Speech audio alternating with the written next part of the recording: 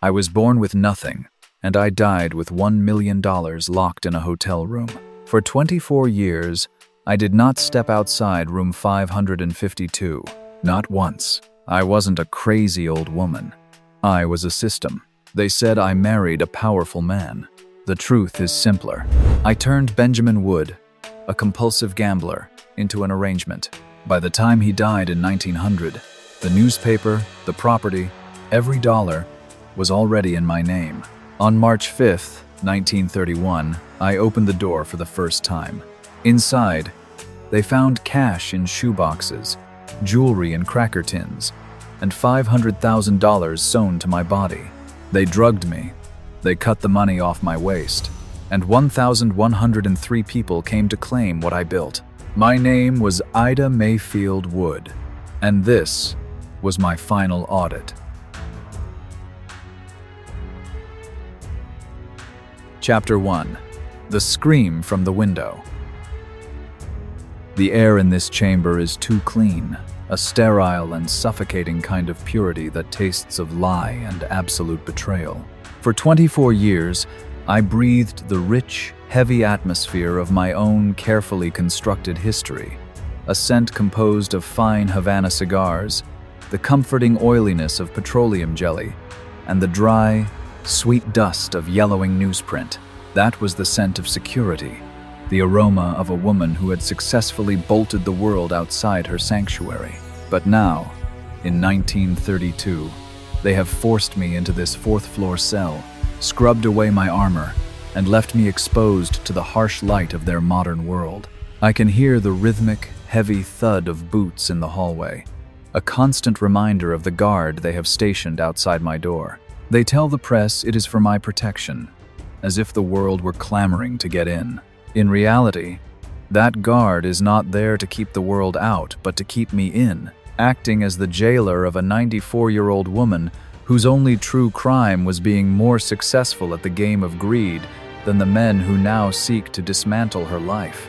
They call me a lunatic, a word I hear whispered in the hallways and see written in the sharp, black ink of court documents. Edward Corcoran, the man they call my guardian, speaks of my incompetence, while Otis Wood, the vulture posing as my nephew, nods with a false sympathy that cannot hide the way his eyes count the imaginary gold coins behind my eyelids. They deem me mad because I chose to live in what they call squalor, failing to understand that every stack of newspapers reaching for the ceiling in room 552 was a brick in my fortress. Every ball of used string was a tether to a reality they could never penetrate. I was not hoarding trash. I was burying the girl I used to be so deep that no one would ever find her remains. But the fortress has fallen, and yesterday, I managed to crawl to the window. My legs are nothing more than sticks of brittle parchment now, but the fury in my blood gave me a phantom strength. I pushed the sash up, feeling the raw, biting air of the city on my face for the first time in decades, and I screamed. I screamed until my throat felt as though it were lined with broken glass, calling out to the people below that I was a prisoner, that I was being robbed by thieves. I looked down at Herald Square and saw a world that had become frantic and ugly since I last saw it in 1907. The elegant carriages are gone, replaced by black, metal beetles that cough, smoke, and roar like dying beasts. The women look like boys with their shorn hair and legs bared to the knees. I screamed at these modern strangers, but they did not even break their stride, viewing me as nothing more than a ghost wailing from the heights, a minor disturbance in the machinery of their busy, pointless lives. A nurse eventually rushed in and pulled me away, using that patronizing sweetness they reserve for children and the dying, telling me I was confused and needed to rest. I am the only one in this building who is not confused. I know exactly what is occurring. A cold, calculated liquidation of a human being. They have taken my keys, my trunks, and the very clothes that held my fortune. They speak about me as if I am already a corpse, sitting in the parlor of this suite to discuss my estate. It is not an estate. It is my life's blood. Every dollar they find in a shoebox represents a day of hunger I endured as a child.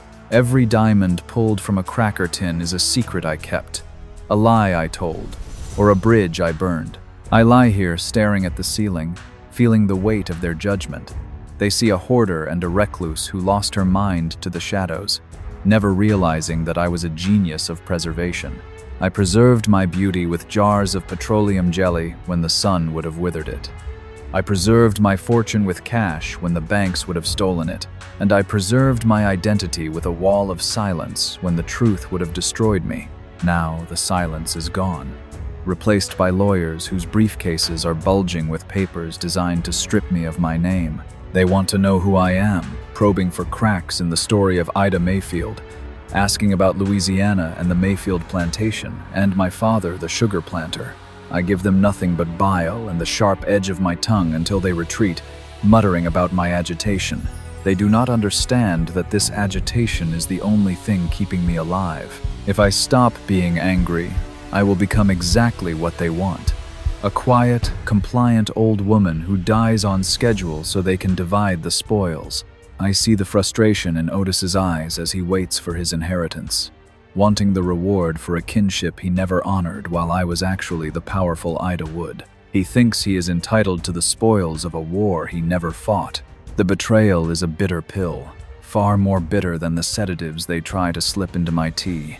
I can taste the chemical metallic tang on the back of my throat, and know they want me foggy and compliant, hoping I will drift off and reveal the locations of the hidden hoards they haven't yet discovered. I close my eyes and smile at their greed. Let them hunt. Let them tear the wallpaper from the walls and rip the floorboards from the joists. They will never find the true cost of this $1 million, nor will they ever find the girl from Massachusetts who learned to speak like a lady while her stomach screamed for bread. To them, I am a lunatic because I do not value comfort or respectability. I wanted control, and I wanted power. And for 75 years, I walked through this world as a queen of my own making. I danced with royalty, manipulated congressmen, and turned my back on a city that once worshipped me.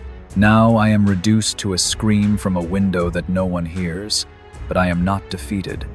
Even drugged and guarded, I am the one who holds the ledger.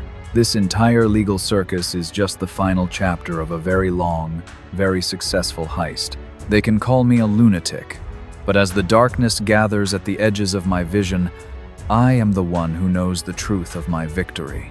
I am Ellen Walsh, the peddler's daughter, and I am Ida Mayfield Wood, the Gilded Age heiress. I am the woman who won, and even if they strip me of every dollar, they can never take away the fact that for 24 years, I made the world wait at my door. The boots in the hallway continue their thud, but I let them pace. The vultures are circling, yet I still have enough breath left to defy them. I am not a victim. I am a system that is currently closed for repairs. When the nurse enters with her tray, thinking I am sleeping and that she can move me like a doll, she does not see the fire still burning in the wreckage. I will endure their care as Ida Mayfield Wood, and I will die as the woman I created, leaving them to fight over the scraps of a life they could never hope to understand. The scream from the window was just the beginning of the real reckoning. Chapter 2. The Nightmare of Ellen Walsh. The sedatives they force upon me have a way of thinning the veil between this sterile room and the shadows of a century ago. When I close my eyes, I do not see the high ceilings of the Herald Square Hotel. Instead, I am dragged back into the cold, damp embrace of a memory I spent 75 years trying to cremate. They want to know where Ida Mayfield came from, but to understand her, they would have to step into the rot of Ellen Walsh's childhood, a place where the air tasted of boiled cabbage and desperation. I was born in 1838 in a place called Oldham, a gray, soot-stained industrial town in England where the sky was always the color of a bruised lung. My father, Thomas Walsh, was a peddler, an Irish immigrant who carried the weight of 1,000 years of Irish sorrow in his bent shoulders.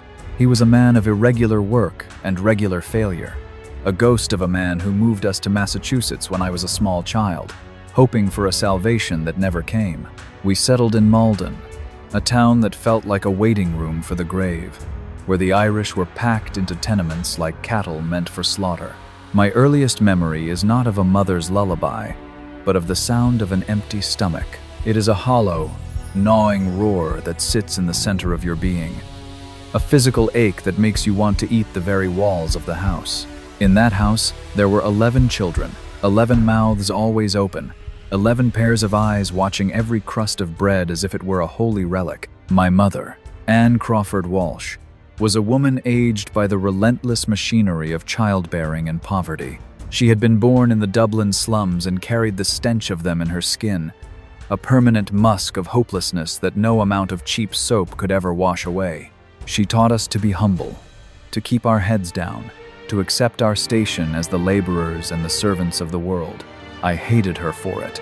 I hated every soft, submissive bone in her body. I watched her hands, cracked and bleeding from lye and hard water, and I knew with a chilling, crystalline certainty that I would rather die than become her. I did not want to be a Walsh. The very name felt like a mouthful of mud, a badge of the unwashed masses who lived and died without leaving a mark on the world. To be a Walsh was to be invisible, or worse, to be an object of pity. The hunger was my primary teacher. It taught me that the world is divided into those who eat and those who are eaten. In Malden, I would stand on the street corners and watch the carriages of the wealthy pass by on their way to Boston. I would see the women inside, wrapped in silks that cost more than my father earned in a year, their faces pale and serene behind veils of delicate lace. They did not look like me. They did not have the frantic, predatory glint in their eyes that comes from wondering where the next meal will be found. They moved through the world as if it were a garden designed for their amusement, while I moved through it as if it were a minefield. I began to study them. I became a spy in my own country. When a wealthy family from the South or from New York visited the area, I would linger near their hotels or their gardens, hidden in the shadows, recording every detail of their existence. I realized very early that nobility is not a matter of blood. It is a matter of performance. It is a collection of gestures, a specific cadence of speech, a way of holding one's chin that suggests the ground beneath one's feet is an honor to be walked upon. I began my transformation in the dead of night, while my sisters, Mary and Emma, slept fitfully on the crowded floor. I would stand before a cracked sliver of a mirror and practice my voice. The Boston Irish accent was a jagged, ugly thing. It was the sound of the docks and the factories. I had to kill it. I spent hours, days, years, smoothing the edges of my vowels, stretching them out into the soft, languid drawl of a Louisiana belle. I had never been to Louisiana, but I had read the society pages of the stolen newspapers I scavenged from the trash. I knew the names of the plantations, the sugar estates where life was supposed to be a dream of white columns and mint juleps. I practiced saying the word sugar until it tasted like honey on my tongue, shedding the harsh R of the North for the breathy, aristocratic exhale of the South. I taught myself to walk. A peasant walks with her weight in her heels, ready for the toil of the field or the kitchen. A lady walks with her weight in her toes, as if she were a spirit barely tethered to the earth. I would balance a book, a stolen copy of a French grammar, on my head and pace the narrow, filthy hallway of our tenement for hours. I would do this until my neck ached and my feet bled, until the upright posture of the elite became my natural state of being. I was building a cage of refinement to trap the animal of my poverty inside. By the time I was 18, Ellen Walsh was almost dead.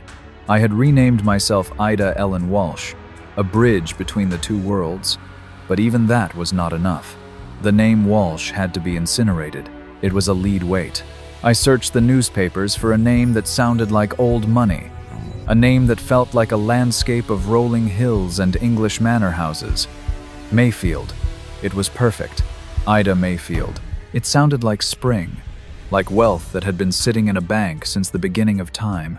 My father looked at me with confusion, seeing a daughter who spoke like a stranger and moved like a ghost.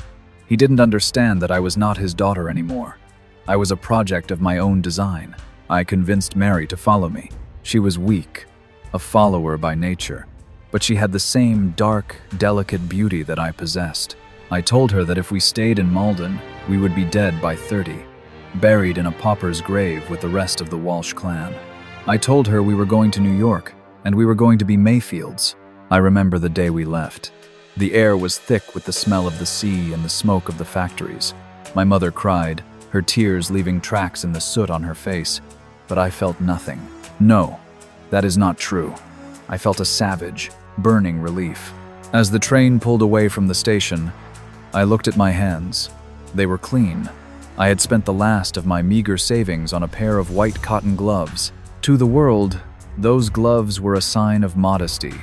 To me, they were a shroud for Ellen Walsh.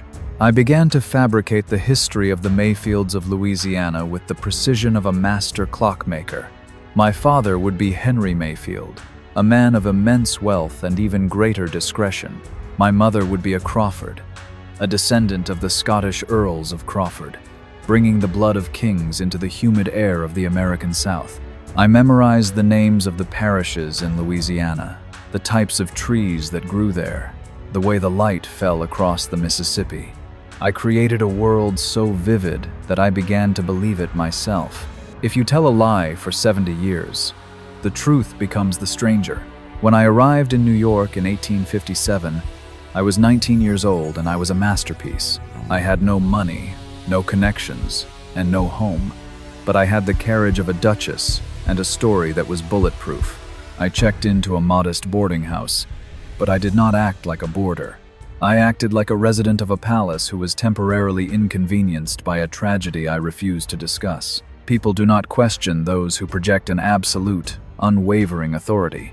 They assume that if you act as though you belong, you must. I would walk down Broadway, my head held high, my eyes cold and observant. I saw the men of New York, the new kings of the Gilded Age. Men who had made fortunes in shipping and railroads but still had the mud of the farm on their boots. They were hungry for the very thing I had manufactured, pedigree. They had the gold, but they lacked the grace. I realized then that I had a commodity more valuable than currency. I had the illusion of old blood, but the ghost of Ellen Walsh was never far away. She lived in the pit of my stomach, always reminding me that I was one mistake away from the gutter. Every time I felt a pang of hunger, I saw her face. Every time I saw a beggar in the street, I heard her voice. That is why I became so ruthless. That is why I learned to count every penny while projecting an image of effortless extravagance. I was not just building a life. I was fortifying a position. I look at these nurses now, these common women with their thick accents and their clumsy hands, and I see the ghosts of my sisters who didn't make it. They think they are better than me because they are sane, but they are slaves to their own mediocrity. They have never known the thrill of killing your own past. They have never known the power of walking into a room and watching the world bow to a lie you carved out of your own rib. They want to know why I locked myself away in 1907. They think it was the panic of the banks. No, it was the panic of Ellen Walsh. She was getting louder. The older I got, the more I feared that the mask was slipping, that the Irish peddler's daughter was peering through the eyes of the Louisiana belle. I had to lock the door to keep her in. I had to surround myself with $1 million to drown out the sound of her hunger. I lie here, a woman of 94, and I realize that Ida Mayfield Wood was the greatest performance in the history of this city. I took the nothing they gave me and turned it into a kingdom. And if the price of that kingdom was the soul of a girl named Ellen Walsh, then it was a bargain. She was a nightmare I had to wake up from, and I have stayed awake for 75 years to make sure she never returns. The darkness is coming back, and with it, the smell of the Malden tenements. I must focus on petroleum jelly. I must focus on the soft, southern lilt of my voice. I will not die as a Walsh. I will die as the woman who conquered New York with a letter and a lie. I can almost feel the white gloves on my hands again. They are clean. They are always clean. Chapter 3. The May 1857 Gambit. The train ride from Massachusetts to New York in 1857 was not a journey. It was an execution. With every rhythmic clatter of the iron wheels against the track, a piece of Ellen Walsh was severed and left to rot in the soot behind us. I sat in the hard, wooden seat of the coach, my back as straight as a corset bone, clutching a small, battered valise that contained my entire existence. 2 shifts, a single decent shawl, and a spirit as sharp as a razor. The air in the car was thick with the smell of coal smoke and the unwashed bodies of immigrants. the very people I was fleeing. I did not look at them. To look at them was to acknowledge that I shared their air. I stared out the window at the blurred landscape, seeing not the trees or the towns, but the white-columned mansions of my own invention. I arrived in New York City on a day when the humidity felt like a wet wool blanket thrown over the face of the earth. The city was a cacophony of ambition, a place where the air vibrated with the sound of hammers, the cries of street vendors, and the relentless pulse of money changing hands. It was a monster that swallowed the weak and spat out their bones, and I loved it instantly. It was the only place on earth where a lie, if told with enough conviction, could become a monument. I found lodging in a boarding house on Broadway that was respectable only in name. My room was a narrow, windowless slit of a space, a coffin with a bed. The wallpaper was peeling in long, jaundiced strips, revealing the damp lath beneath, and the air smelled of stale grease and the desperation of the men who had failed there before me. There was a small, scarred washstand with a pitcher of lukewarm water and a single, flickering tallow candle that cast dancing shadows against the ceiling. It was a room designed to crush hope, a room that told you to accept your place in the gutter. But as I sat on that lumpy mattress, I did not feel crushed. I felt a cold, predatory clarity. I had spent my last few pennies on a sheet of fine, cream-colored stationery and a bottle of high-quality ink. I would go without bread for 2 days to afford that paper, for I knew that in New York, the container is often more important than the content. I laid the paper on the rickety washstand and stared at it. This was the foundation of my empire. This was the bridge from the tenement to the palace. I had been studying the newspapers with the intensity of a general scouting a battlefield. One name appeared with the regularity of a heartbeat: Benjamin Wood. He was 37 years old, a man of soaring political ambition and deep, dark appetites. He co-owned the New York Daily News, a mouthpiece for the Democrats that reached into every corner of the city. More importantly, the gossip columns whispered of his penchant for new faces. He was a man who lived in a state of perpetual boredom, a gambler who needed the high of a new wager to feel alive. I picked up the pen. My hand did not shake. I was 19 years old, a penniless immigrant daughter in a city of millions, about to proposition one of the most powerful men in America. A common girl would have written a plea for help. A foolish girl would have written a confession of love. I did neither. I wrote a challenge. I began the letter by addressing him with a chilling formality, a Mr. Wood that signaled I was not a beggar but an equal. I told him I had heard of him often through a young lady, one of his former loves, who had spoken of his fondness for new faces. I was new in the city, I wrote, and new in affairs of the heart. I told him I fancied we might contract an agreeable intimacy, one that would last as long as he saw fit. I was careful to mention that I believed I was not bad-looking, perhaps not as handsome as his current mistress. But then I delivered the blow that I knew would hook a man of his intellect. I told him I knew a little more. And as the old saying goes, knowledge is power. Knowledge is power. I wrote those words with a flourish of the nib, feeling the truth of them vibrate in my marrow. My knowledge was not of books or music, but of the secret machinery of human desire. I knew that a man like Benjamin Wood did not want a victim.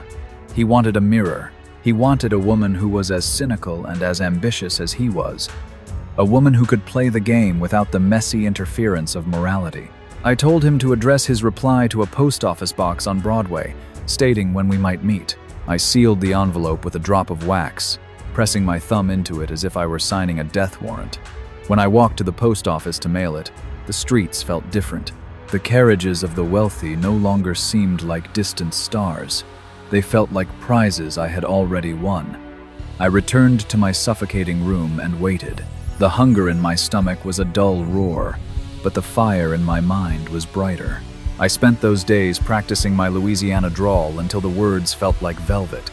I imagined the Mayfield plantation until I could smell the jasmine and the river mud. When the reply came, it was on stationery that felt like heavy silk. He was intrigued. Of course he was intrigued. No woman of good breeding would have written such a letter, and no common prostitute would have had the vocabulary to draft it.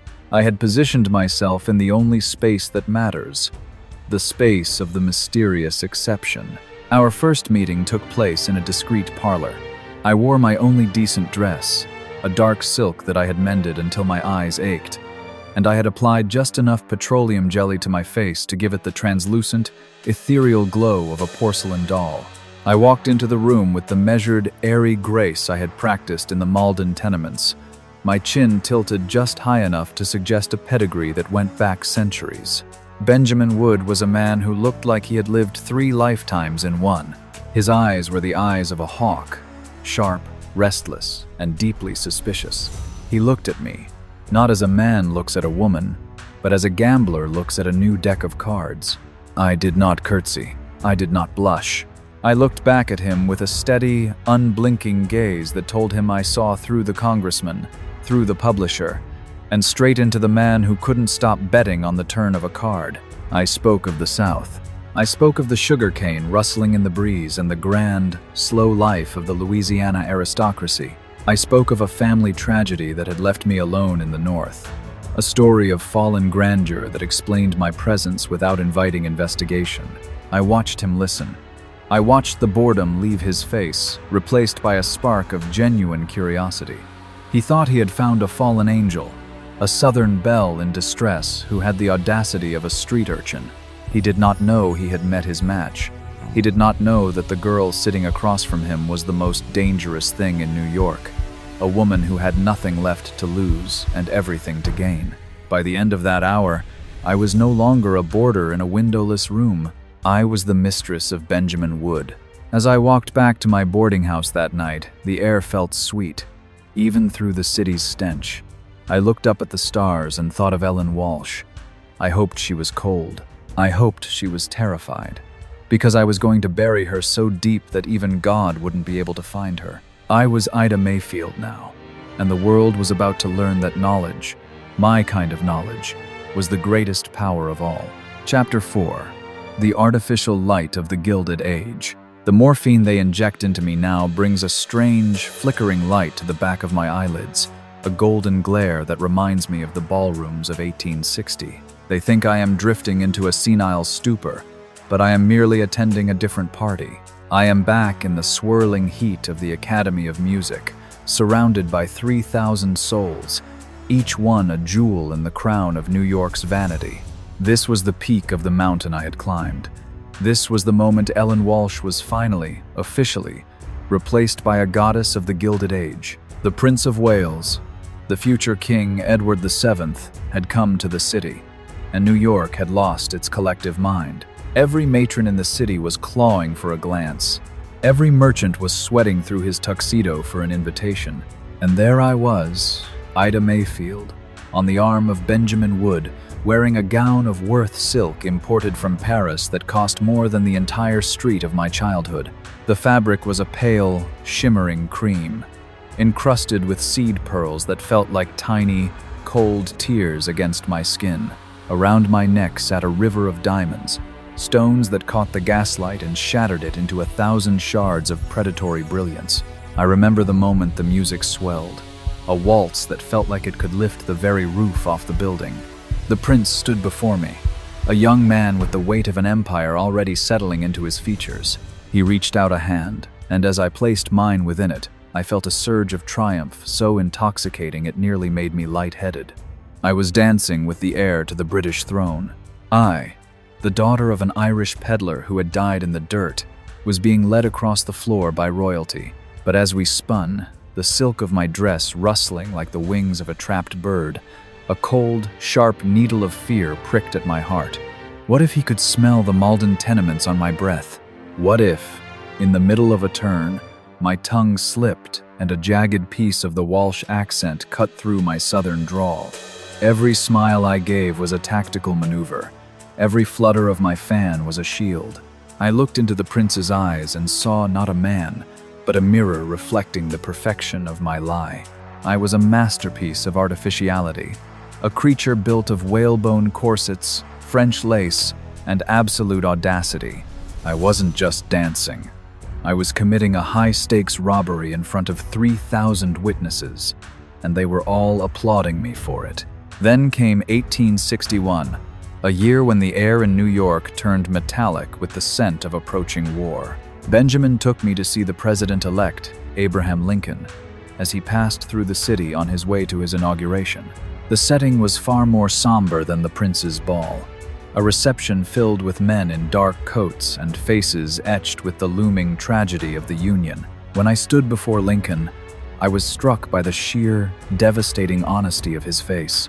He was a man made of rough-hewn oak, his eyes deep wells of a sorrow that felt ancient. When he took my hand, his grip was firm and calloused, the hand of a man who had actually worked the earth. For a terrifying second, I felt he could see straight through the Mayfield silk and the Crawford pearls. I felt like a counterfeit coin being held by a master of the mint. I spoke my rehearsed pleasantries about the South, my voice a soft, honeyed lie about Louisiana loyalty. And he nodded with a weary kindness that made me want to recoil. He was the embodiment of truth, and I was the incarnation of the void. Yet, even as my heart hammered against my ribs, the predator within me took note. I realized that if I could fool a man like Lincoln, a man who could read the soul of a nation, then I could fool anyone. I walked away from that encounter not with a sense of patriotism, but with a renewed faith in my own invincibility. The luxury of those years was a drug, but I never let it dull my senses. While other women spent their afternoons gossiping over tea or fretfully counting their social slights, I was counting the cost of the candles. I watched the way the light hit the silver platters at our dinner parties and thought not of the beauty, but of the weight of the metal. I was a bookkeeper in a ball gown. Benjamin would watch me with a mix of pride and bewilderment, seeing a beautiful Southern belle who seemed to possess the cold, calculating mind of a Wall Street shark. He would bring home jewelry to appease me after a night of heavy losses at the gambling dens, and I would accept the diamonds with a practiced grace, my eyes moist with a theatrical gratitude. But as soon as he turned his back, I would examine the stones for flaws. I would calculate their resale value in the event of a sudden flight. I never viewed my jewelry as ornament. I viewed it as portable capital. In the world I came from, you didn't own things for pleasure. You owned things for survival. Every emerald was a potential year of rent. Every ruby was a safeguard against the return of Ellen Walsh. I maintained my Southern backstory with the dedication of a monk. I surrounded myself with items that reinforced the Mayfield fiction. A letter here, a family heirloom there, all carefully sourced or fabricated. I never allowed anyone to get too close. Friendships were dangerous.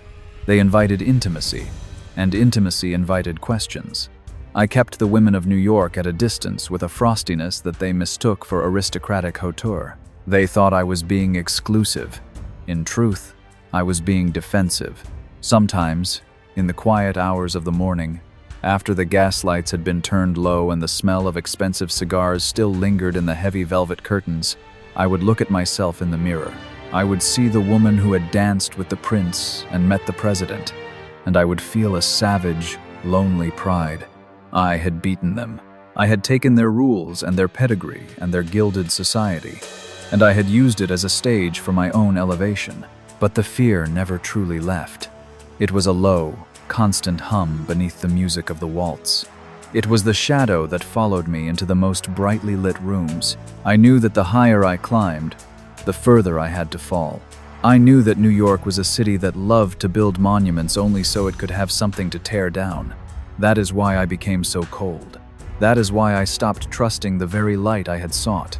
They see a crazy old woman now, but they don't see the woman who stood in the center of the world's most exclusive circles and never once blinked. I was the greatest actress of the 19th century, and my stage was the entire city of New York. The diamonds were real. The silk was real. The prince was real. Only I was a lie. And in the end, the lie was the most beautiful thing in the room. The waltz is fading now, replaced by the grating sound of the nurse's shoes on the linoleum.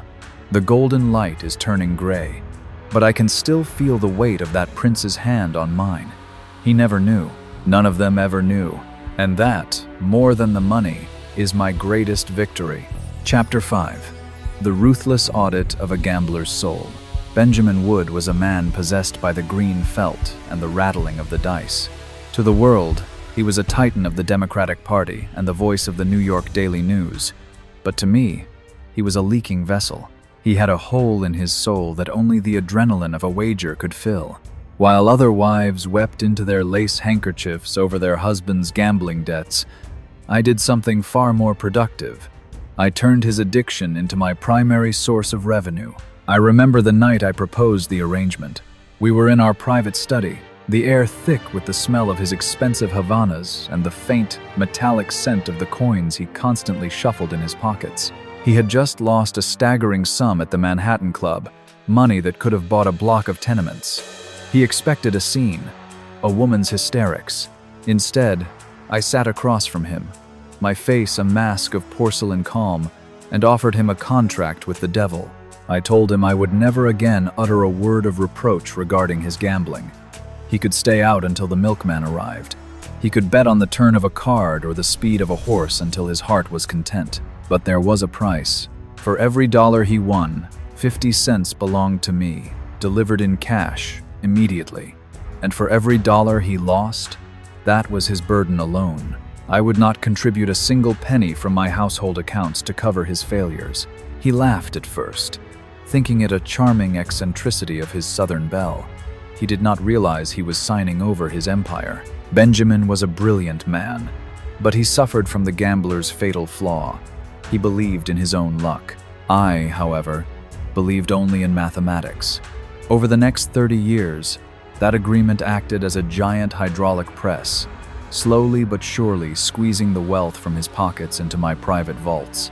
Every time he had a golden night, I was there at the door, my hand outstretched, a silent partner in his fleeting triumphs. I didn't care for the thrill of the game.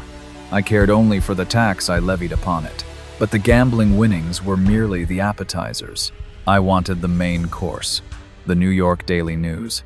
The newspaper was Benjamin's heart, his pulpit, and his greatest asset. It was a machine that generated both influence and gold. I watched as the Gilded Age began to swallow men whole. Creditors, political rivals, and lawsuits were always circling a man of Benjamin's stature. I used his own paranoia as my greatest weapon. I began to whisper in his ear during the quiet hours, speaking of asset protection and the unpredictability of the markets. I painted vivid, terrifying pictures of what would happen if a catastrophic loss at the card table or a political scandal allowed the vultures to seize the paper.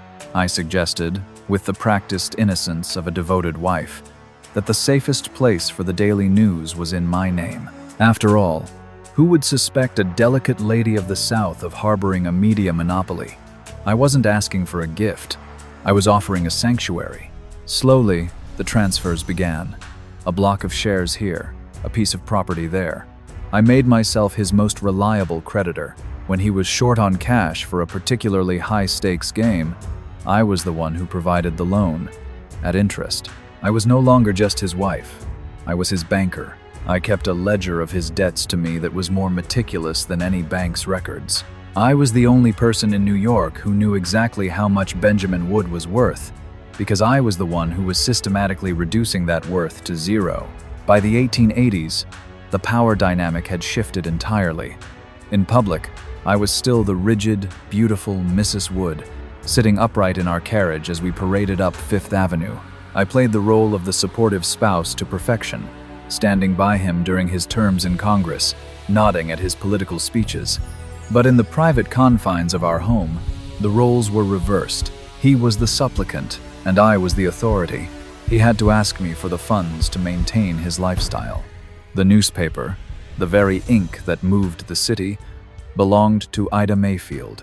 There was a profound, icy satisfaction in knowing that the man the world feared had to come to me for his allowance. I watched him age, his hair turning white, his hands trembling as he reached for the dice, and I felt no pity. Pity is a luxury for those who don't know the value of a dollar. I remembered the hunger of Ellen Walsh, the way my mother had to beg for credit at the grocer's, and it steeled my heart. I was not being cruel. I was being secure. I was building a wall of gold so high that the shadows of Malden could never climb over it. When Benjamin finally breathed his last in February of 1900, the obituaries called him a wealthy man. The New York Times spoke of his vast holdings and his influential legacy. They didn't know that he died with almost nothing in his own name. He was a tenant in his own life, living on the sufferance of a woman who had outmaneuvered him at every turn. As I stood over his casket, dressed in the finest black crepe that money could buy, I wasn't mourning a husband. I was surveying a completed project. The New York Daily News was mine. The brownstones were mine. The stocks, the bonds, the very air in the room belonged to me. I had taken a powerful man and turned him into a 20-year liquidation sale. I was 62 years old, a widow of immense wealth and even greater secrets. I had won the game, but as I looked at the mourners, the politicians, the journalists, the Wood family relatives who were already eyeing the silver, I realized that the battle was only entering a new, more dangerous phase. They thought I was a grieving widow who would be easily managed by wise men. They didn't realize they were dealing with a woman who had spent half a century learning how to strip the world of its treasures. I sold the newspaper a year later. I didn't want the ink on my hands. I wanted the cash in my trunks. I converted his legacy into liquid gold, millions of dollars that I could touch, count, and hide. Because in the end, Benjamin was just a pawn. The real king on this board was the money, and I was the only one who knew how to keep it safe. Chapter 6. The Great Retreat into the Shadows. The year 1907 did not begin with a bang, but with a shudder that only those of us who possess the true instinct for survival could feel. To the commoners in the streets, New York was still the glittering capital of the world, but to me, the air had begun to smell of ozone and impending disaster. I have always been a creature of the ledger, and I could see the ink of the world turning from a healthy black to a terminal red. The Knickerbocker Trust Company was shaking, and when a pillar of that magnitude trembles, the entire temple is destined to fall. I remember sitting in my parlor, clutching a morning newspaper, my hands cold despite the fire in the grate. The headlines spoke of liquidity crises and market fluctuations, but I knew what those words meant in the language of the gutter. They meant the vultures were hungry. They meant that the banks, those grand cathedrals of stone and iron where I had stored my life's blood, were nothing more than houses of cards. I saw the images of the frantic crowds gathering on Wall Street, men in top hats reduced to weeping children as they watched their fortunes evaporate into the smog. A primal, ancient fear, the ghost of Ellen Walsh's hunger, clawed at my throat. I realized that if the banks failed, I would be back in Malden. I would be back to counting crusts of bread. I would be invisible again. The $1 million I had spent 50 years carving out of the flesh of this city would become nothing more than worthless entries in a dead man's book. I could not allow it. I would not allow the world to touch what was mine. In October of that year, the panic reached a fever pitch. I made my decision with the cold, frantic precision of a general retreating from a scorched battlefield. I dressed in my darkest, most inconspicuous silk, wrapped a heavy veil around my face, and ordered a carriage to the Guarantee Trust Company. The streets of New York were a theater of chaos. People were running, shouting, gathered in knots of desperate prayer outside the locked doors of financial institutions. The air was thick with the scent of fear, a metallic, bitter smell that I recognized all too well. When I entered the bank, the atmosphere inside was even worse. The tellers were pale, their eyes darting like trapped birds, and the silence was heavy, broken only by the frantic scratching of pens. I walked to the manager's office with the carriage of a queen, though my heart was hammering against my ribs like a prisoner's tin cup against the bars. I demanded my balance, all of it, in cash. The manager tried to soothe me with talk of temporary measures and the solvency of the institution. He spoke of J.P. Morgan and the efforts to stabilize the market. I looked at him through my veil, my eyes 2 chips of frozen flint, and I told him that I did not care for Mr. Morgan or his stability. I cared for my $1 million. I wanted the cold, hard weight of the bills. I wanted the green ink that did not lie. I stayed in that office for hours, a silent, immovable specter of greed, until they realized I would not leave without my spoils. It took time. They had to scavenge the vaults. They brought out the money in thick, bound stacks. hundreds of thousands of dollars in denominations that most men would never see in a dozen lifetimes.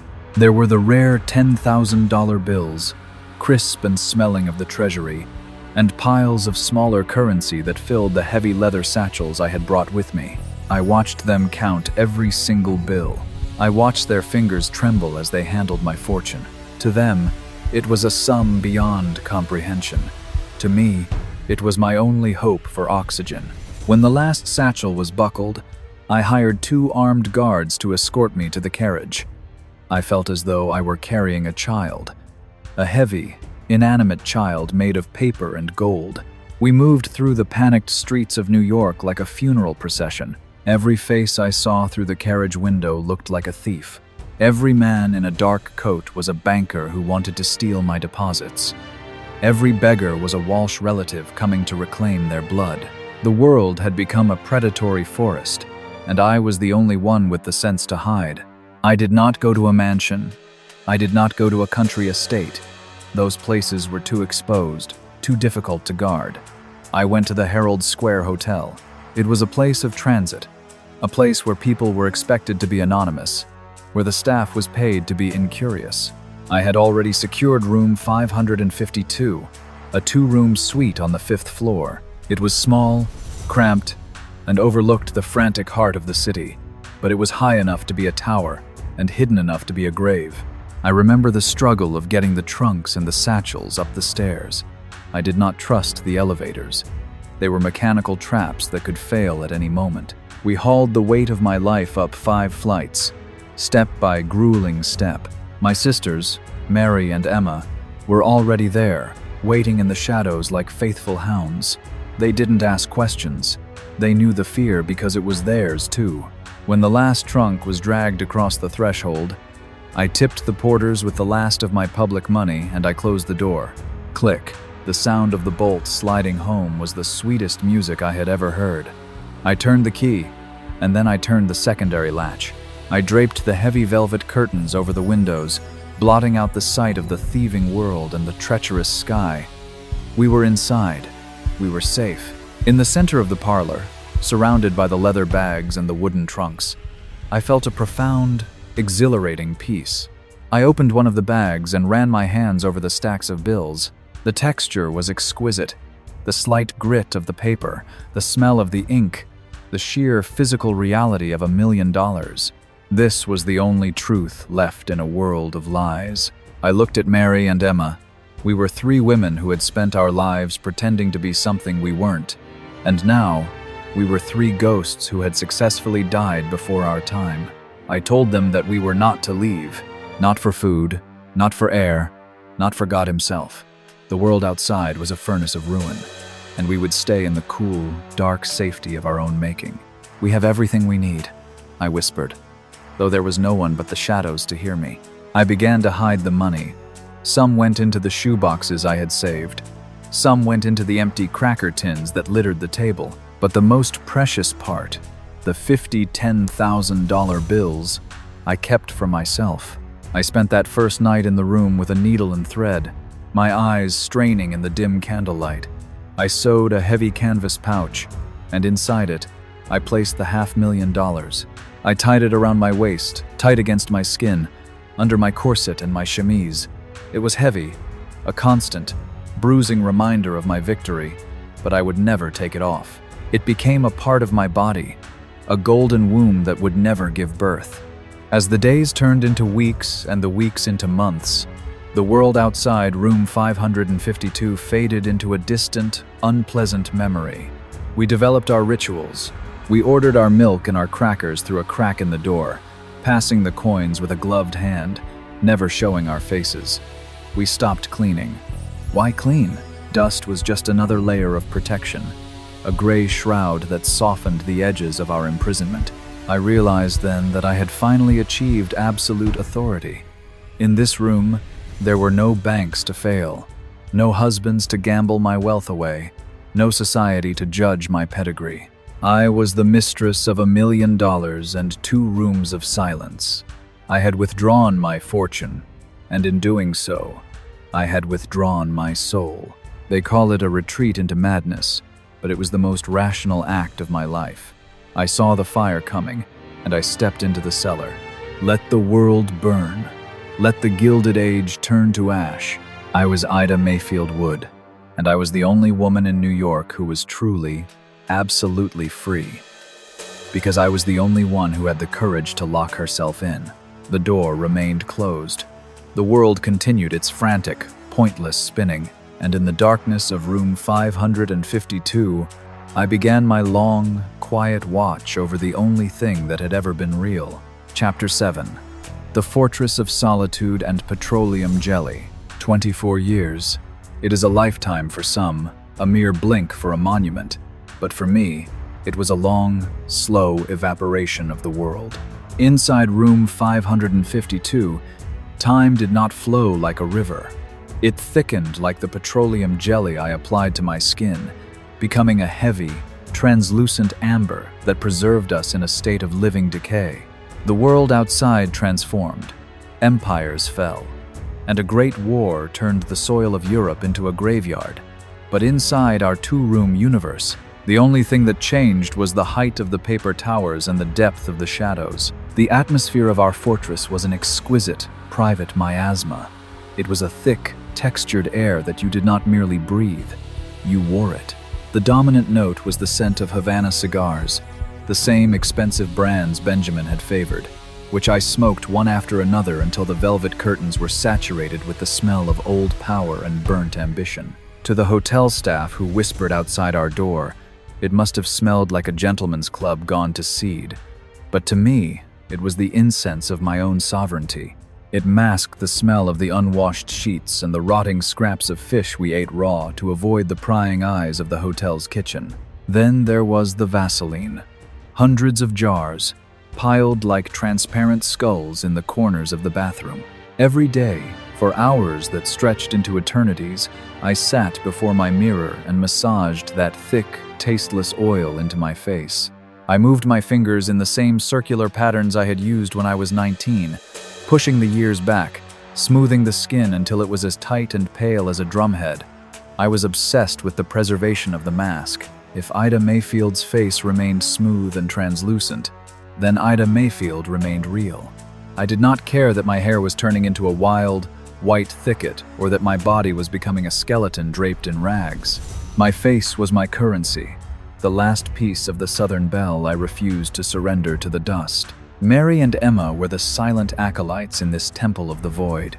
They moved through the rooms like specters, their footsteps muffled by the layers of yellowing newspapers that carpeted the floor. Mary was the keeper of the string, winding every scrap of twine into tight, obsessive balls, as if she were trying to hold the very atoms of our life together. Emma, the one the world thought was my daughter but was merely my youngest sister, would sit by the window for hours, staring through the heavy drapes at a Herald Square she no longer understood. We rarely spoke. What was there to say? We were three parts of a single lie, and in the silence, the lie was louder than any truth. But beneath the cigars and the oil, beneath the silence and the filth, there was the weight. The $500,000 and $10,000 bills stayed sewn into the pocket of my underskirt, a heavy, rectangular heart that beat against my hip. I never removed that skirt. I slept in it. I ate in it. I lived in it until the fabric began to fray and merge with my own skin. Whenever the anxiety of the world's greed became too sharp, I would reach down and feel the stiff, crinkling reassurance of the paper. It was the only umbilical cord I had left. The rest of the fortune was scattered throughout the room like seeds in a garden of waste. I hid stacks of bills in old shoeboxes, tucked under piles of newspapers from 1895.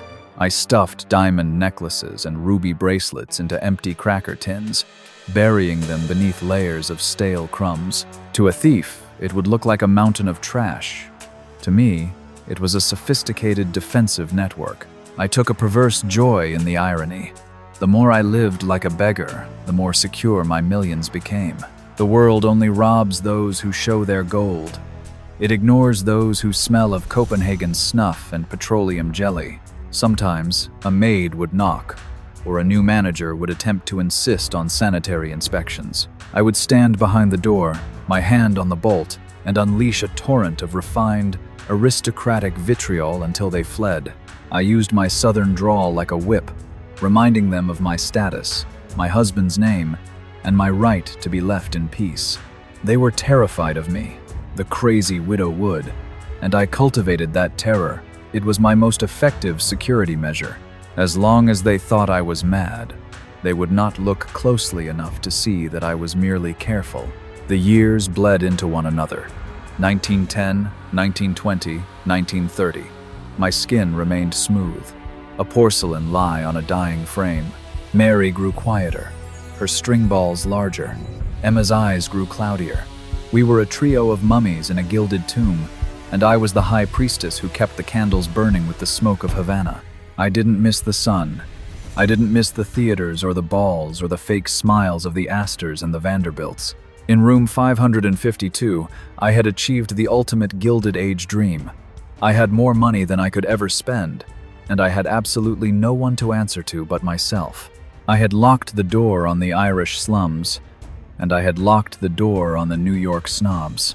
I was Ida Mayfield Wood, and in the darkness of my fortress, I was finally, perfectly, alone with my success. But even a fortress has a weakness. It isn't the walls or the bolts, it is the flesh. And as the 30s dawned, the flesh of my sisters began to fail, and the smell of death began to compete with the scent of my cigars. Chapter 8. The Breach and the Gathering Vultures. The end of my kingdom did not arrive with a thunderclap, but with the silence of a heartbeat that simply ceased to strike. It was the afternoon of March 5th, 1931. Mary, my shadow, my silent accomplice who had wound 1,000 miles of string to keep our sanity tethered, lay still upon the sofa. She looked like a discarded doll amidst the mountain of yellowed newspapers, her face finally matching the gray parchment of the journals from 1895 that surrounded her. I touched her hand, and it was as cold as the silver certificates buried in the cracker tins. For the first time in 24 years, the fear of the law was outweighed by the primitive terror of being alone with a corpse. I was 93 years old, my skin a mask of petroleum jelly, my body a skeletal frame draped in a tattered nightgown. I realized that the fortress I had built to protect my life had now become a tomb I could not manage. I walked to the door that had been my shield against the world, and I slid back the heavy bolts. The sound of the metal groaning was like the cry of a dying animal. I opened the door and I screamed. My voice, unused to the open air of the hallway, was a cracked, ancient reed, calling for help into the sterile corridors of the Herald Square Hotel. When the hotel manager and the attorneys arrived, the world poured into my sanctuary like a flood of sewage. Morgan O'Brien Jr., the lawyer, stood at the threshold, and for a moment, he did not move. I watched his face contort with a mixture of horror and physical revulsion. The smell, that rich, fermented history of cigar smoke, rotting food, and the heavy musk of unwashed decades, hit them like a physical blow. O'Brien looked at the towers of newspapers that reached the ceiling, the balls of used string filling the corners, and the debris that had become the geography of my life. He didn't see $1 million. He saw a madness that offended his senses. Room 552 is not a room, I heard him whisper to his colleague. It is a landfill of the soul. I stood in the center of the chaos, clutching my rags, trying to project the authority of Ida Mayfield Wood. But without the closed door, the authority was hollow. They moved through my treasures as if they were garbage. They stepped over the shoeboxes that held $250,000 as if they were nothing but cardboard. I watched them handle Mary's body with a clinical detachment that made my blood run cold.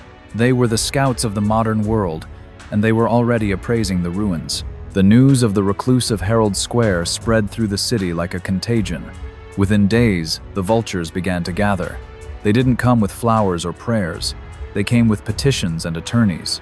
Otis Wood, that man who had not spared a single thought for his uncle's widow in 3 decades, suddenly discovered the deep well of his family devotion. He and his brothers appeared in the hotel lobby, smelling of cheap opportunism and expensive legal fees. I saw them through the crack in the door of the new room they had forced me into. A clean room on the 4th floor that felt like a glass cage. Otis looked at me through the lens of a guardian, a term that is merely a polite word for a thief with a license. He spoke to the press about my health and my unfortunate state of mind, his eyes constantly darting toward my trunks. They weren't mourning Mary, and they certainly weren't concerned for me. They were sniffing the air for the scent of the millions they had long ago assumed were gone. The Wood family, those descendants of Benjamin's blood who had always resented the Southern Belle from Louisiana, now saw their chance to perform a legal lobotomy. They filed their petitions to have me declared incompetent, to have me branded a lunatic. They wanted to strip me of the very thing I had sacrificed my life to protect, my autonomy. They sat in the hotel parlors, discussing my hoarding and my eccentricities with the practiced gravity of funeral directors. To them, my survival was a financial inconvenience. O'Brien tried to defend me, but even he looked at me with a pity that was more insulting than Otis's greed. He saw a frail old woman who had lost her grip on reality. He didn't understand that the reality I had gripped was far more solid than the one he inhabited. He didn't see the system. He only saw the rags. I watched the legal machinery begin to grind. The doctors were brought in to poke and prod at my mind, asking me questions about the year, the president, the value of $1. I answered them with a biting wit that should have proven my sanity. But in their world, a woman who keeps $1 million in a cracker tin is insane by definition. If I had spent it on frivolous yachts and French estates, I would have been a socialite. Because I kept it for myself, I was a madwoman. The phalanx of Wood relatives grew larger every day. They were the vultures, circling the hotel, waiting for the legal authority to descend and feast upon the carcass of my fortune. They whispered about guardianship and estate management, but I knew the translation. They wanted the keys. They wanted the trunks. They wanted the $500,000 they suspected was hidden somewhere in my clothes. As I sat in that 4th floor room, guarded by nurses who reported my every breath to the court, I realized that the door I had opened to save Mary had let in the very monsters I had spent 24 years hiding from. The world hadn't changed. It had only become more efficient at its thievery. The Gilded Age was dead, but the greed was eternal. I looked out the window at Herald Square, my heart a heavy stone in my chest. The walls had fallen, the vaults were exposed, and the vultures were no longer circling. They had landed. Chapter 9. The Night of the Licensed Thieves. The law is not a shield. It is a surgical instrument used by those with the right signatures to dissect the living. By September of 1931, the jury had delivered their verdict. A cold sentence of lunacy that effectively turned me from a human being into a piece of evidence. They had appointed Edward Corcoran as my guardian, a man whose very title was a lie. He was not my guardian. He was the foreman of my liquidation. But the true horror did not happen in the courtroom. It happened in the dead of night, in the sterile silence of the 4th floor room, where the vultures finally grew tired of waiting for me to die. I remember the evening meal. The nurse, with her practiced, mask-like smile, brought me a cup of tea and a plate of the soft, bland food they forced upon me. There was a bitter, metallic tang beneath the sugar, a chemical sharpness that I recognized too late. I looked into her eyes and saw a flicker of something. Guilt, perhaps, or merely the cold indifference of a subordinate following orders. Within minutes, the room began to tilt. The heavy mahogany wardrobe seemed to melt into the shadows, and the ceiling began to descend like a leaden shroud. I tried to rise, to reach for the door, to scream for the help that would never come, but my limbs had turned to water. I fell into a thick, gray swamp of consciousness, a state where I could neither move nor wake, yet I could feel. Oh, I could feel everything. I felt the heavy, unwashed air of the room shift as the door opened. I heard the muffled whispers of men, the low, urgent tones of Otis Wood, and the sharp, professional voice of Corcoran. They moved around my bed like grave robbers. I lay there, a 93-year-old woman reduced to a carcass, my mind screaming behind a wall of pharmacological stone. Then came the violation that I will take to my grave. I felt their hands, clumsy, intrusive, and cold, lifting my skirts. They were searching for the hoard. They tore through my belongings, tossing aside the lace and the silk I had preserved for decades. And then I felt a sharp, sudden tug at my waist. I felt the cold slide of steel against my skin, the sound of scissors or a knife slicing through the heavy canvas of the pouch I had worn for 24 years. That pouch was not just fabric. It was my second skin. It was the physical manifestation of my victory over the world. It held the $50,000, $10,000 bills, the $500,000 that represented every lie I had told, every gamble I had won, and every sacrifice I had made since 1857. When they cut it away, I felt a phantom pain as if they were amputating a limb. I felt the weight lift from my body, and in its place, a cold, hollow void opened up in my chest. They laughed. I heard the rustle of the bills, the most beautiful sound in the world, now turned into a dirge. I heard Otis exclaim at the sheer volume of the cash, his voice thick with a repulsive, parasitic joy. They were counting my life in $10,000 increments while I lay there, drugged into a forced paralysis. This was the justice of the Gilded Age. This was the care provided by the state. They didn't need to break into my room with masks and pistols. They had a judge's order. They didn't need to be criminals. They were relatives and officers of the court. They had transformed me into a lunatic so that my screams would be dismissed as delusions and my resistance as a symptom of disease. It was the most perfect theft I had ever witnessed, and I had been the one to teach the world how to do it. When the morning light finally broke through the haze of the sedatives, I woke to a room that was empty of its soul. The pouch was gone. The shoeboxes were gone. The cracker tins, with their hidden gems, had been hauled away to a bank vault. I looked at my waist, at the faint red mark where the cord had sat for a quarter of a century, and I wept. I did not weep for the money. I wept for the autonomy. They had proven that no matter how much gold you bury, no matter how many bolts you slide home, the world will eventually find a way to break you. I screamed then. I screamed until the nurses ran in with their needles and their soothing words. I called them thieves. I called them rapists of the spirit. I told them that Otis Wood was a parasite and that Corcoran was a Judas. I made that money, I shrieked, my voice echoing off the clean, white walls. I kept it when the men who owned it would have thrown it in the gutter. I am the only competent person in this room, but they only looked at each other and nodded. She's having another episode, the nurse whispered, and the needle found my arm again. They had stolen my fortune, but their greatest crime was stealing my narrative. They had taken the story of Ida Mayfield Wood, the woman who conquered New York, and replaced it with a pathetic tale of a crazy old recluse who needed to be saved from herself. They used my own money to pay for the guards who kept me prisoner. They used my own assets to pay for the lawyers who argued I was insane. I lie here now, a week or a month later. Time has no meaning in this white hell, and I realize that I was right to be afraid. I was right to lock the door at 1907. I was right to fear the banks and the family and the law. My only mistake was believing that 24 years of silence was enough to make them forget I was rich. The vultures have had their feast. They have the bills, the certificates, and the jewels. They have the lunatic safely tucked away in a bed she will never leave. But as I feel my heart slowing, its rhythm echoing the hollow thud of the guards' boots, I realize they still don't have the one thing that matters. They have Ida Mayfield Wood's money, but they will never, ever find Ellen Walsh. Chapter 10. The Last Audit of a Ghost. The rattle in my chest has begun. A dry, rhythmic sound like the rustling of those 50-year-old banknotes. The nurses have stopped their chirping. They stand in the shadows now, their faces blurred into pale, oval masks. They think I am drifting into the great beyond. They are wrong. I am simply watching the greatest comedy of the century from the best seat in the house.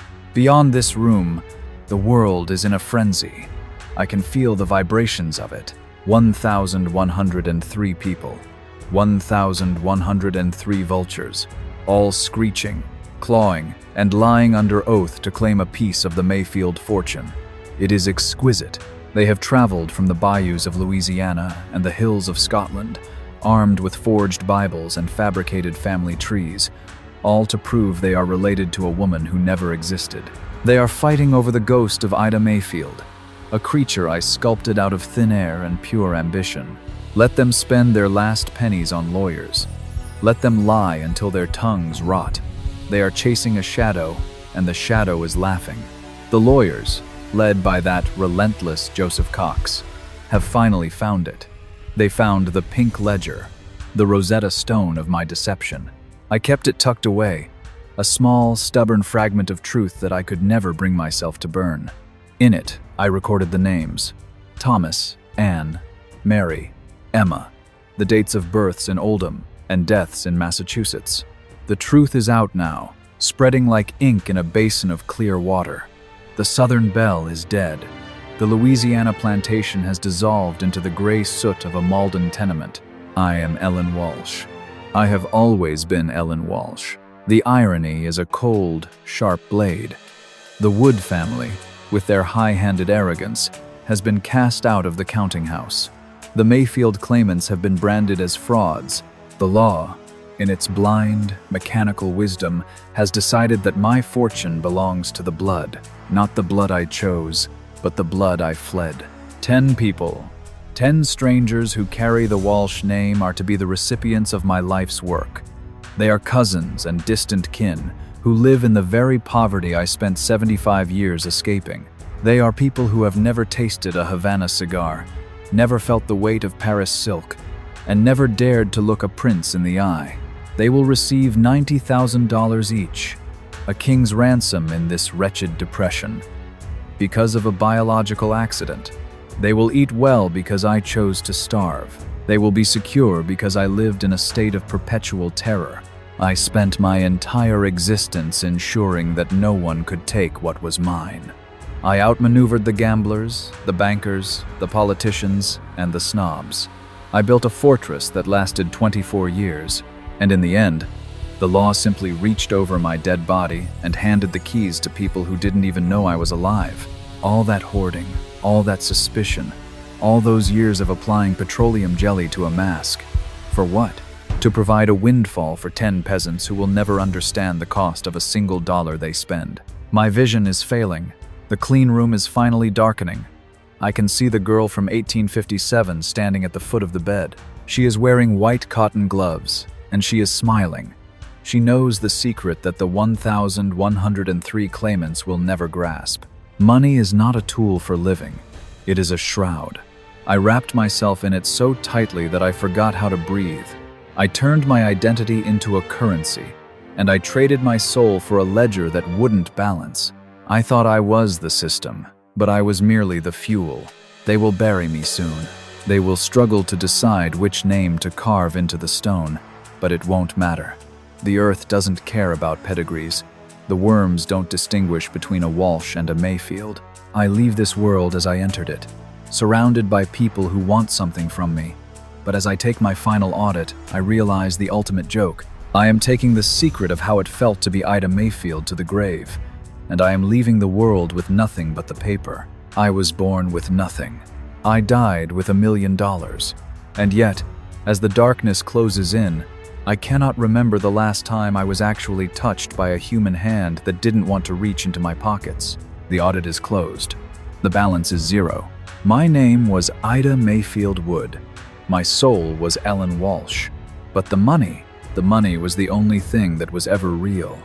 And now, it belongs to the strangers who will forget me before the check clears. I am a ghost in a gilded cage, and the door is finally, mercifully, open.